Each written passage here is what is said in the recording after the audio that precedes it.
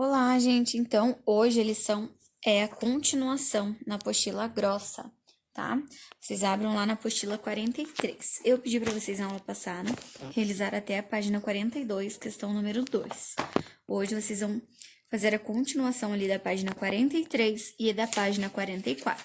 Então, nessa página 43 e 44, vocês poderão utilizar aqueles vídeos que eu enviei como base para vocês poderem entender e dar a continuidade nessa atividade. Quero que vocês, assim que terminem todas essas atividades, enviem para eu fazer a correção, né? Os vídeos de correção dessas atividades, para a gente não ficar atrasado, tá bom? Então, eu não vou comentar sobre a 43 e a 44, porque eu quero que vocês vejam o vídeo novamente lá, ou quem lembra ainda do conteúdo, só dá continuidade então na 43 e 44, que eu deixei para essa aula para não ficar muito extenso para vocês. Quem já terminou, ou enfim, né? A próxima atividade que nós vamos realizar hoje, então, é a da página 48. Abram lá na página 48 da apostila grossa, o uso dos porquês. Então, nós temos escrito ali: leia essas frases observando o uso das palavras em destaque. Olha lá então, prestem atenção. Por que o peixinho precisa identificar cardumes maiores? O peixinho precisa identificar cardumes maiores por quê? Ele não identificou grupos maiores, não sei por quê. Ele não entendeu por que o peixinho não conseguiu se decidir. O motivo por que pesquisaram está no texto. A razão por que desistiram, ninguém sabe. A razão por que desistiram, ninguém sabe. Por que ele precisa se proteger de predadores? Queria saber o porquê dessa pesquisa. Gente, reparem que nesse texto ele já explica onde devemos usar cada um desses porquês. O primeiro porquê separado a gente utiliza no início de uma frase quando você vai fazer uma pergunta, né? Então, porquê separado, aí completando a frase, é uma pergunta, olha lá. Por que o peixinho precisa identificar cardumes maiores? E esse porquê é sem acento. Então, observem ali os outros porquês e onde que eles estão sendo usados, que vocês já vão descobrir onde utilizar cada um deles, tá? Se eu não me engano, a gente já viu algumas outras características sobre os porquês. Só não me recordo se foi na apostila grossa ou na apostila fina.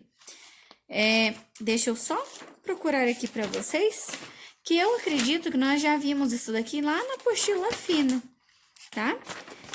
Então, vocês podem estar voltando lá na apostila fina, procurando, né? Fazendo as pesquisas adequadas para vocês relembrar ali quais dos porquês a gente deve utilizar para responder as questões, para fazer perguntas, para responder as pessoas, tá? Então, ó, pelo que eu estou vendo aqui mesmo, é na apostila fina. Eu vou mandar para vocês lá, por escrito, qual página que tá lá o uso dos porquês.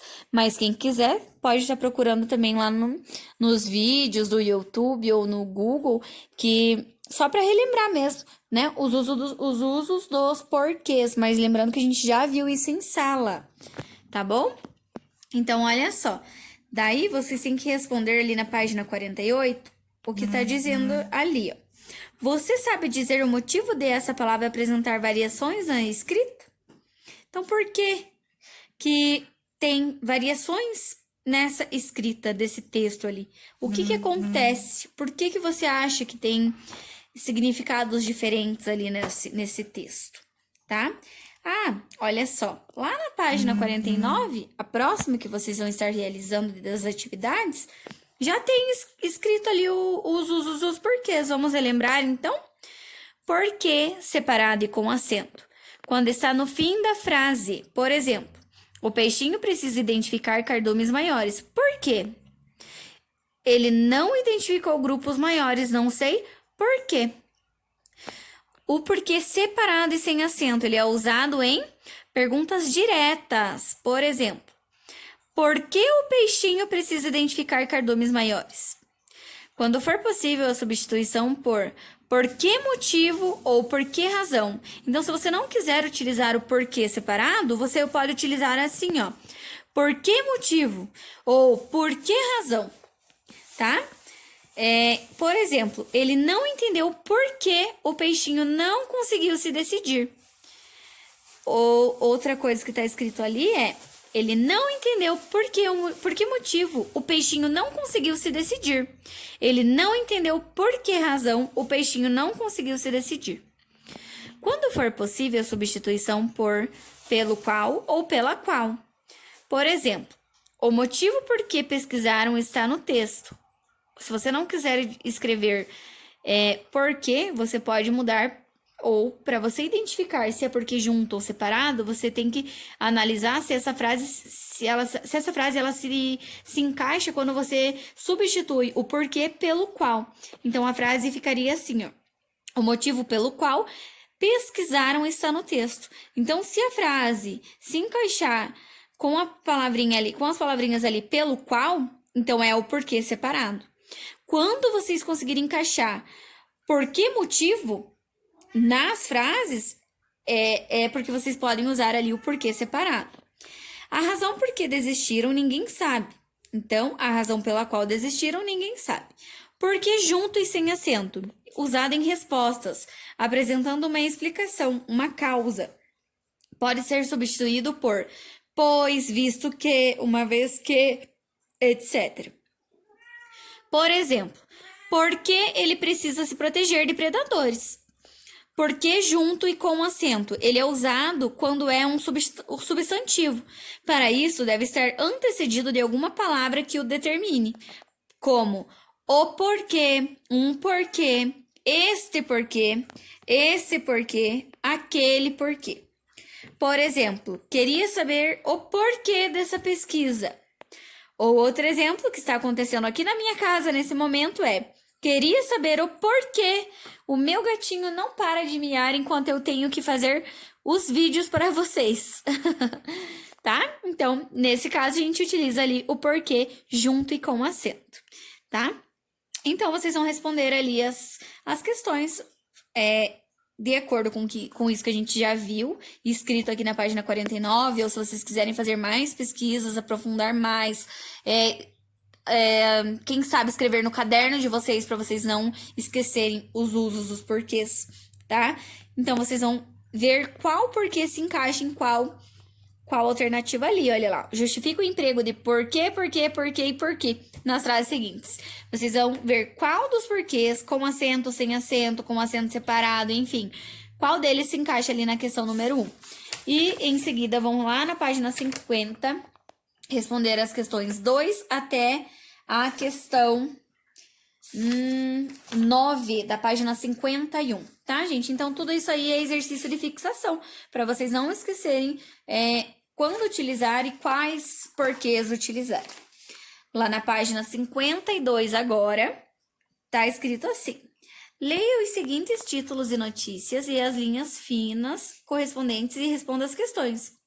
Então, vocês vão fazer a leitura desses títulos, título 1 e 2, e depois vocês vão escrever ali, ó, grifando os verbos, as duas notícias e transcrevendo eles aqui, tá? Então, olha lá. A maioria dos iogurtes tem tanto açúcar quanto os refrigerantes. Vocês vão identificar ali o verbo e vão reescrever ali na questão 1. Na 2, está escrito assim: doenças erradicadas podem voltar por falta de vacinação. Então, vocês vão identificar quais são os verbos do título 1 e 2 e vão reescrever eles ali na questão 1. O que significa a palavra erradicadas? São coisas extintas, eliminadas. Imunização é o ato de tornar imune a doenças infecciosas, né? Então, é isso que todos nós precisamos nesse momento, imunização, para que a gente fique imune à doença que está, né, ocorrendo atualmente aí no Brasil e em todo o mundo, né? Então, na 2, vocês vão colocar V e F, V para verdadeiro, F para falso. E na página 53, continuação, então, das respostas. 3, a respeito dos dois títulos, responda o que se pede. Então, ali também junta um pouco de interpretação de texto.